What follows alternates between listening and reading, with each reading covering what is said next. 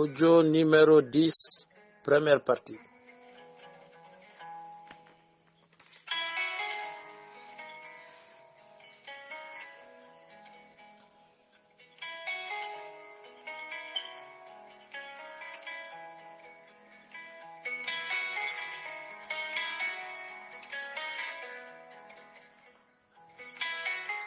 Au nom de Dieu clément et miséricordieux, paix et salut sur le sceau des prophètes qui a dit dans l'un des hadiths authentifiés que celui qui meurt dans la préservation de ses biens est un martyr, que celui qui meurt dans la protection de son intégrité physique est un martyr, que celui qui meurt dans la sauvegarde et la valorisation de son identité est un martyr.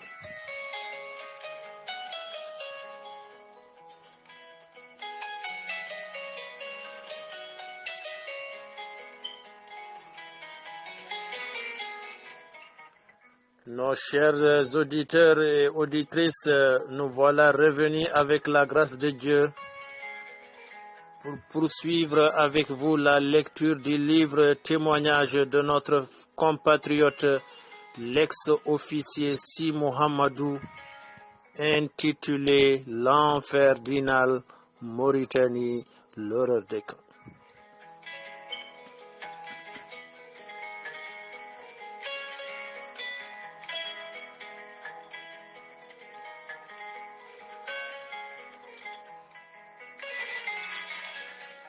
À la page 73, le natif de Belinabe dans le Hirnange Bosseya, l'ex-officier témoigne.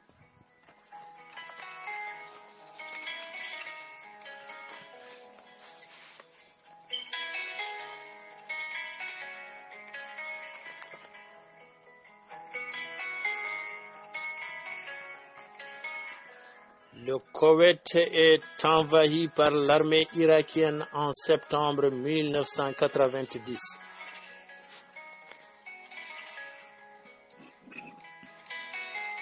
La divergence d'opinion entre les deux communautés mauritaniennes à propos de la politique du pouvoir vis-à-vis de l'Irak ne tarde pas à faire surface. Cette divergence a toujours été savamment dosée et entretenue par le régime de Oulkaya. C'est d'ailleurs sur elle qu'a toujours reposé son pouvoir. Pour pêcher en eau trouble, le petit moustachu n'a pas son pareil. Les morts dans leur grande majorité applaudissent le lion entre guillemets irakien, et soutiennent la position du gouvernement aligné derrière la politique irakienne, tandis que les négro-mauritaniens acceptent mal l'invasion d'un pays par un autre, surtout entre deux pays musulmans, alors même que l'envahisseur prétend le faire au nom de l'intérêt supérieur de la religion et de celui de sa victime.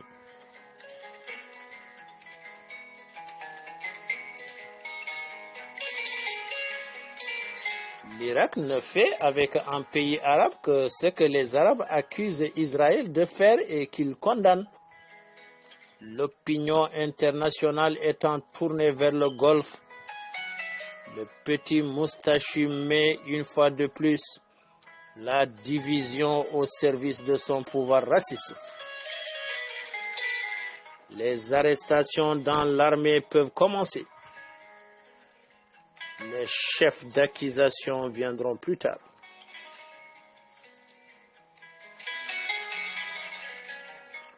Le sergent-chef Si devait savoir, mais même s'il avait parlé, personne ne l'aurait peut-être cru. Plutôt que de me laisser persécuter par des chiens. Avec le recul, Je pense même que cette comparaison est une insulte à la race canine, dont la fidélité à l'amitié n'a jamais été démentie depuis la nuit des temps.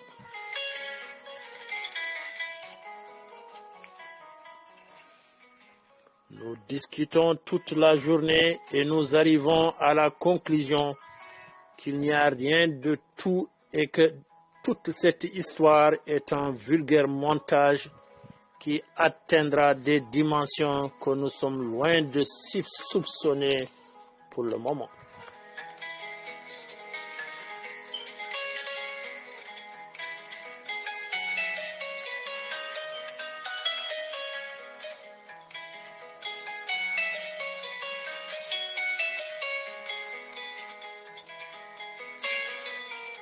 Après avoir fait le tour de la question, nous évoquons nos souvenirs de jeunesse, le primaire et le secondaire, histoire de nous évader un peu.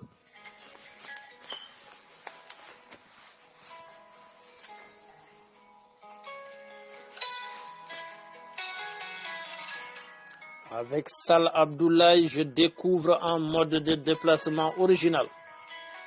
Il consiste tout simplement à se déplacer en position assise en s'aidant des pieds et des mains.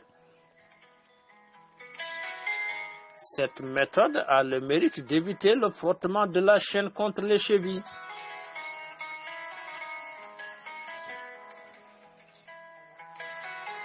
Sal a d'énormes plaies aux chevilles, mais malgré son lamentable état de santé, il a un moral d'acier.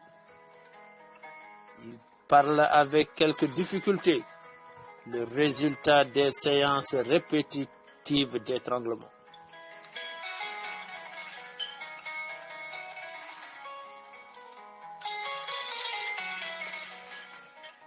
À la fin de la journée, un soldat entre et demande à Sal de le suivre. Il sort en utilisant ce mode de déplacement qui sera adopté par nous tous.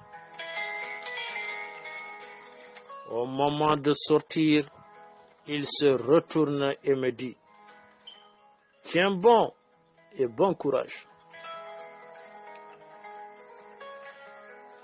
La porte se referme et je me retrouve seul à nouveau.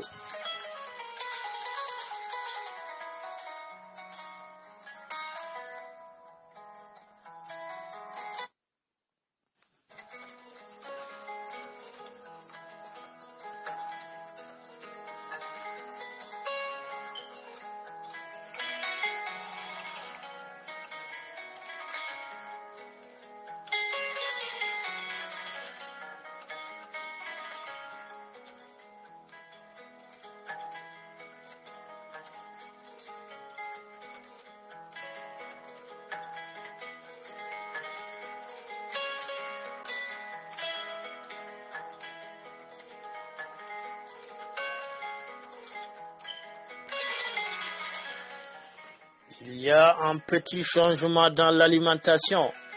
Maintenant, j'ai droit à une pâte de riz blanc cuite de la même façon que la pâte du riz noir. Et comme l'autre, cette pâte sent aussi mauvais.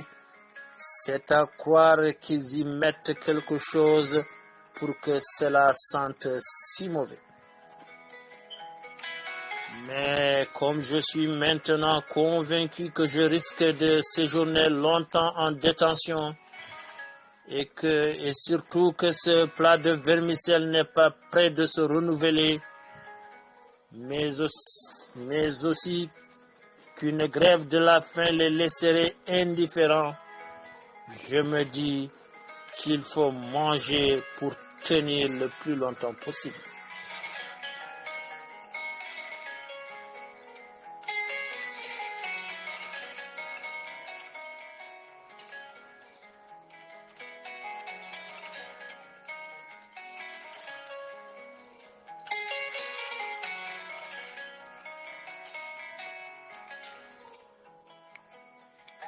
Depuis que je suis dans cette pièce, Je n'ai pas reçu la visite de mon caporal.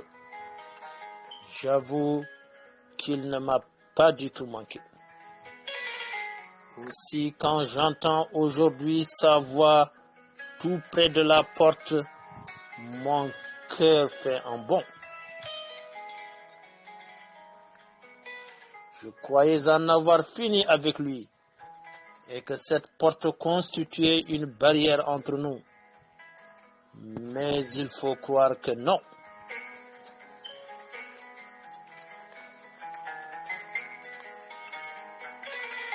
Je l'entends dire au chef de poste, il est mort entre nos mains.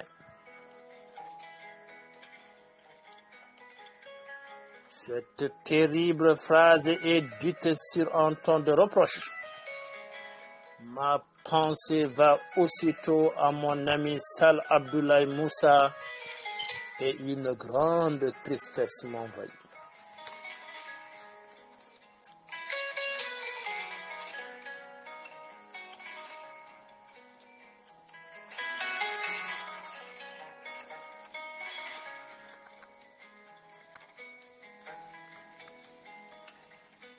Ainsi, ils l'ont amené seulement pour le tuer. Et qui sait, ce sera peut-être bientôt mon tour.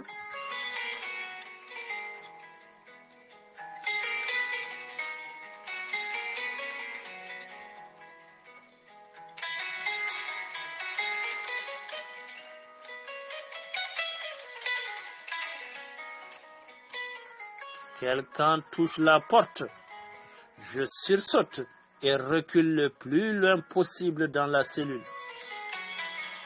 Personne n'entre. On s'est simplement adossé à la porte. Puis, à mon grand soulagement, Ouldemba s'éloigne.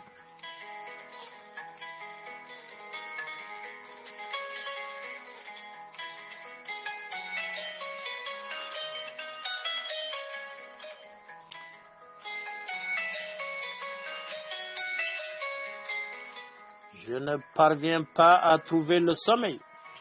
La terrible phrase résonne dans ma tête. Il est mort entre nos mains.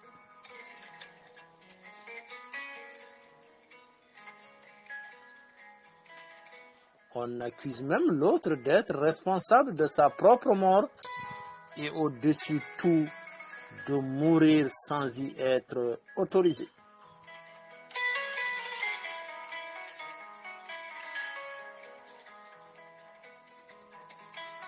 Le lendemain 17 novembre vers midi, je pense encore à Sal et à son triste sort. Il est mort entre nos mains. Je n'arrive pas à sortir cette phrase de ma tête.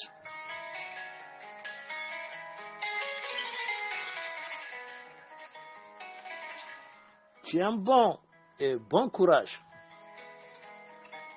En prononçant ces paroles, Sal avait-il pressenti ce qui allait lui arriver?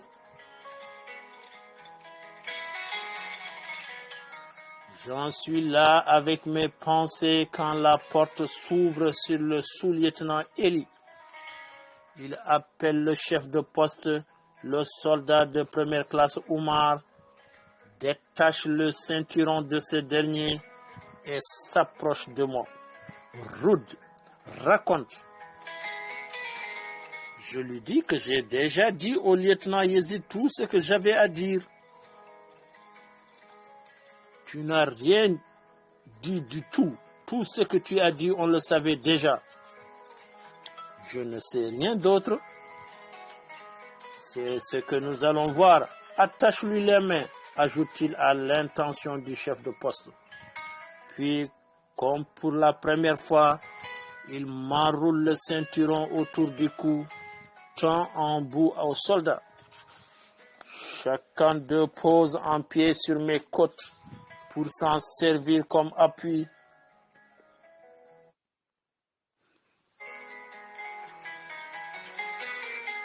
Et ils se mettent à tirer si fort que le ceinturon casse en deux.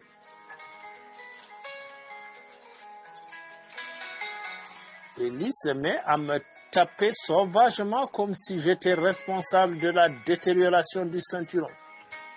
Il est devenu complètement hystérique. Il enlève son haouli, turban en langue maure. Il le plie en 4 et recommence plusieurs fois l'opération. Il s'acharne chaque fois jusqu'à ce que je perde connaissance. Au bout d'un moment, il s'arrête et me dit: Tu sais combien de fois je t'ai étranglé? Non, je n'ai pas compté. 7 fois, et il m'en reste une dernière, mais ce sera après le repas. Je te laisse un petit répit.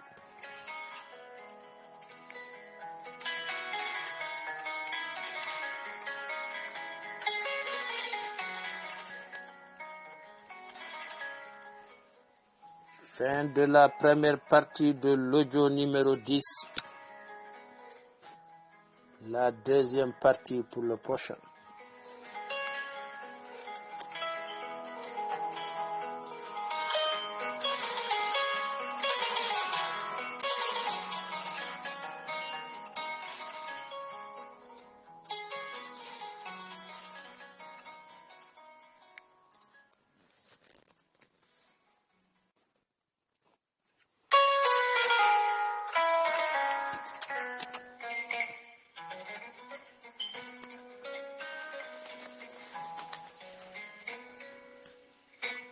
Audio numéro 10, deuxième et dernière partie.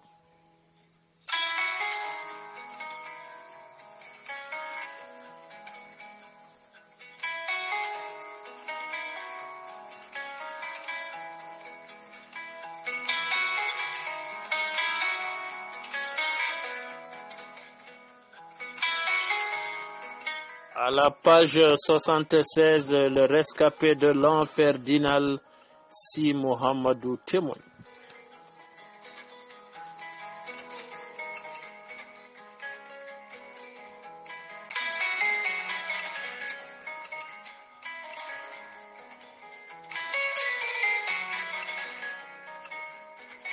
Tu sais combien de fois je t'ai étranglé? Non, je n'ai pas compté. 7 fois, et il m'en reste une dernière. Ce sera après le repas. Je te laisse un petit répit.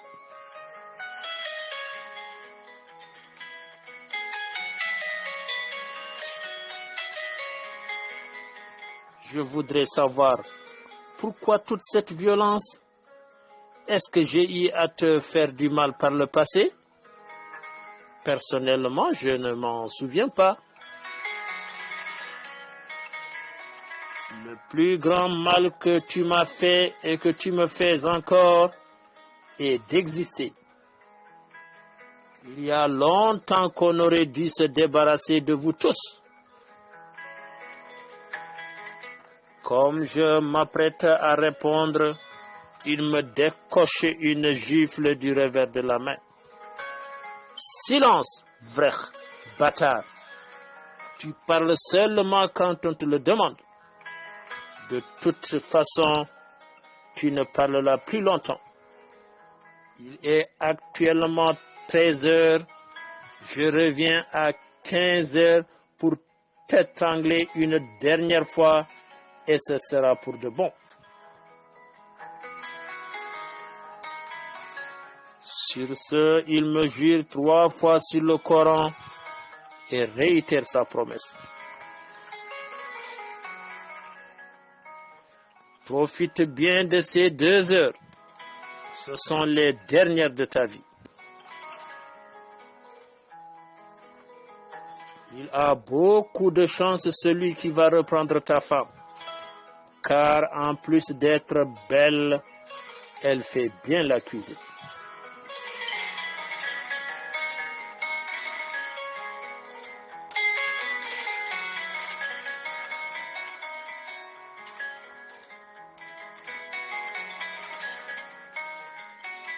Célie et moi nous sommes connus en 1978, alors que je passais ma formation d'officier de réserve à Attar.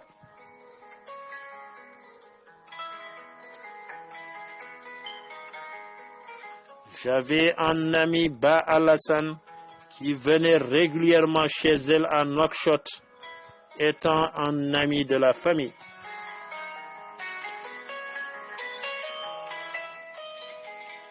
Alassane était arabisant et ne comprenait pratiquement rien au français. Un jour, il demanda à Célie de lui lire une lettre qu'il avait reçue de moi. Depuis ce jour, chacune de mes correspondances sera lue par elle.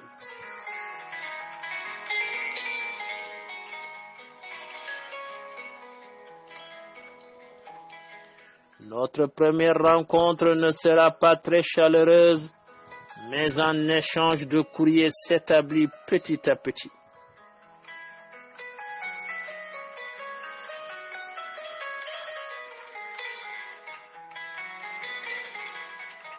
À la fin de ma formation, j'ai été muté à Rosso dans le sud du pays en qualité d'instructeur.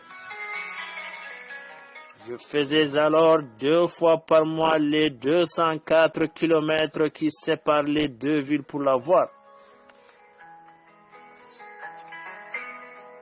En 1981, j'ai obtenu une affectation à Beila, à 7 kilomètres de Nouakchott. Vers la fin de l'année, nous avons célébré nos fiançailles.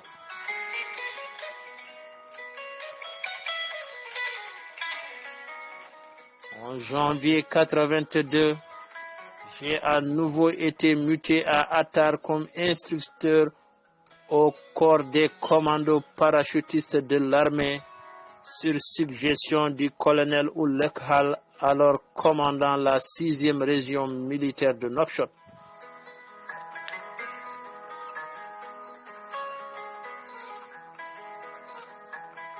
Célie a rejoint le 2 mars 1982, accompagné de mon plus vieil ami, Dia Khalidou.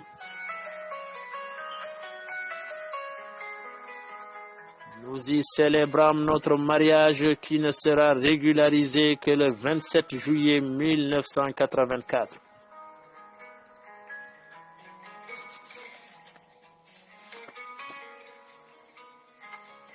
Suite à un accident de voiture, j'ai quitté le bataillon des parachutistes pour me retrouver à Nouadhibou, la Guaira.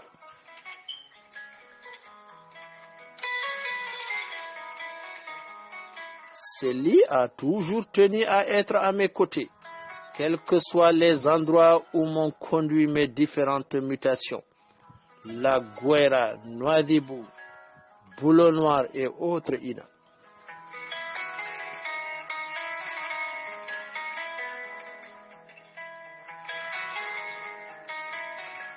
La famille s'agrandit avec la naissance de Mariam en juillet 1985, puis de Raki en juin 1987.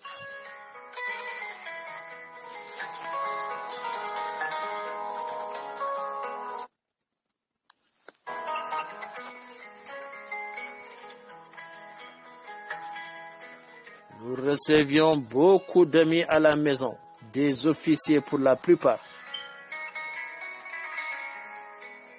Elle adorait faire découvrir ses petits plats.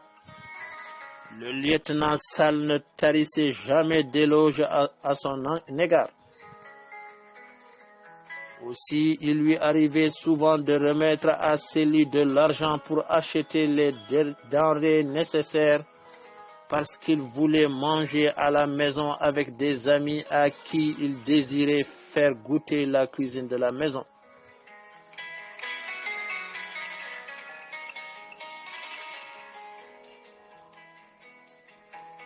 Quand elle refusait de prendre cet argent, il se vexait ou le donnait aux enfants. Mes protestations n'y changeaient rien.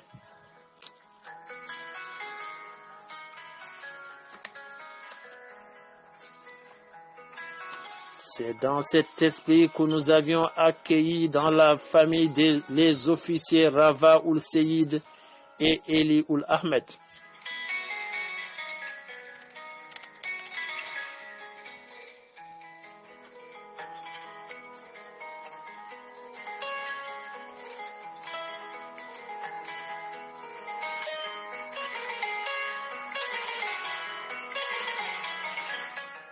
Avant de franchir la porte, Eli se retourne et ajoute « Vrech, à tout à l'heure ».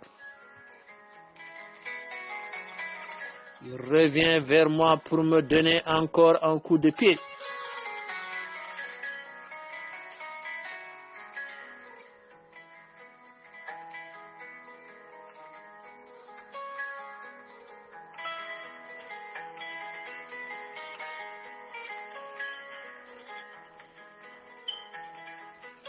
Plus tard, j'aperçois le lieutenant Zeyid à travers les interstices de la porte et l'appelle.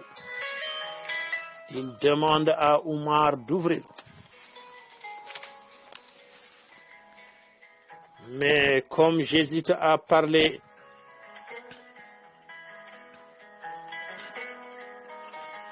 il dit aux soldats de sortir. Je me fais là un nouvel ennemi en la personne du chef de poste.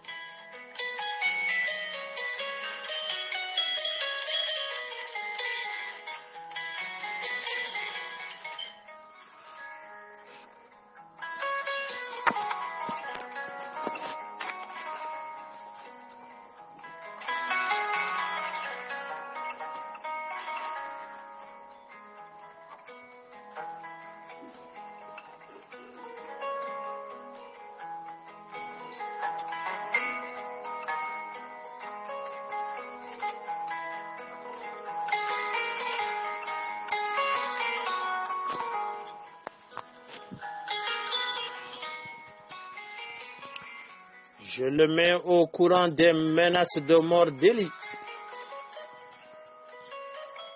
Il me dit que ce dernier ne m'emmerdera pas.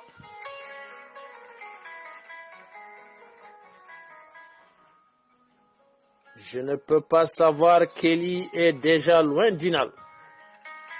Quand il m'a quitté, un message du colonel Boylil est arrivé à Inal, ordonnant d'arrêter un officier Peul qui commande un peloton à 37 km d'Inal dans une position appelée Douaira.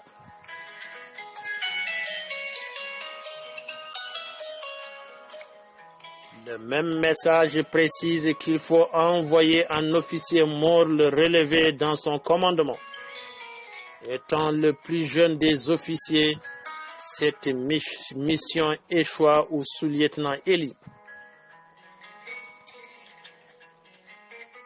Comme l'arrestation de cet officier semble imminente, Eli a à peine le temps de faire donc ses bagages et de quitter Inal avant 15 heures.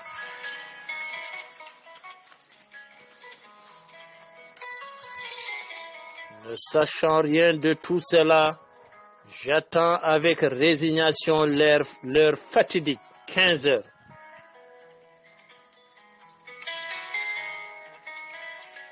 Je ne sais pas jusqu'à quel point je peux faire confiance à Yezid Ul Moulay Eli. De toutes les façons, je n'ai pas tellement le choix. Maintenant, je suis convaincu qu'ils peuvent tuer qui et quand ils le veulent. Mes doutes dans ce domaine se sont dissipés.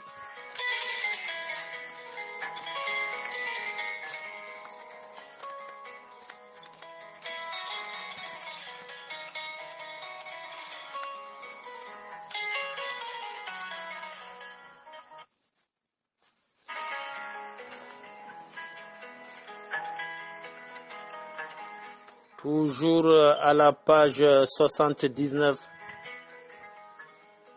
Le rescapé de l'enfer d'Inal Si Mohamedou témoigne. Conception d'un meurtre.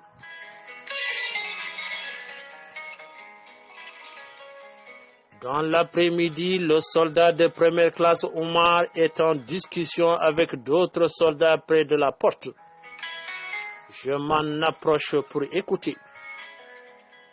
Il s'est passé quelque chose. On m'en veut.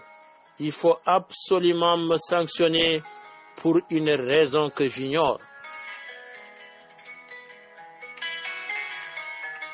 Peut-être est-ce à cause du fait que j'ai réussi à l'écarter tout à l'heure avec Yezid. Ce que j'entends est tout simplement ahurissant. Je n'en crois pas mes oreilles. Ils sont en train de concevoir ma mise à mort.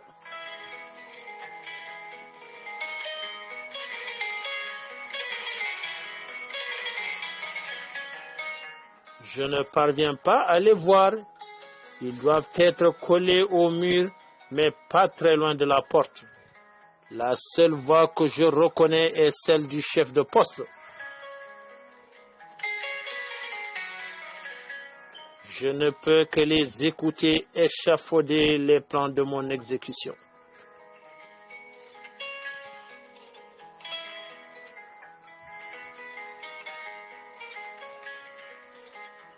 Le vrai a osé semer la zizanie entre nos chefs et nous. Il doit payer. On attend la nuit et on l'égorge. J'ai un couteau que j'ai récupéré sur l'un d'eux à Boulenois. Tu es fou? Qu'allons-nous dire pour expliquer une gorge ouverte? Répond quelqu'un. On peut très bien le pendre, reprend un autre. Mon rythme cardiaque varie selon les propositions et les réponses. J'ai une solution. On le fait sortir pour qu'il aille se soulager et on l'abat sous prétexte qu'il a voulu fuir. Cette proposition ne m'inquiète que quelques secondes dans la mesure où je ne sortirai pas ce soir. C'est décidé, à moins qu'ils ne me transportent eux-mêmes et encore faudra-t-il qu'ils me bâillonnent. Et s'il refuse de sortir, reprend celui qui s'était proposé pour la pendaison. Je crois que ma proposition est la meilleure.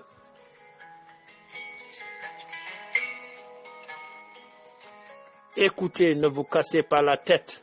Je suis le chef de poste, j'ai les clés. Ce soir, on l'étrangle avec un turban. Ensuite, on le recouvre de son manteau et je referme la porte. Quand les officiers le verront demain, ils ne sauront pas de quoi il est mort. Le sous-lieutenant Eli voulait le tuer aujourd'hui, alors il mourra aujourd'hui.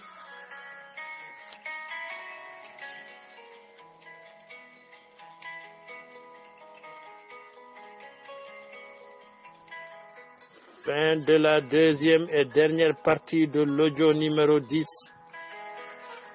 page 81, l'enfer d'Inal, Mauritanie, l'horreur des camps, par Si Mohamedou. Salli ala Muhammad.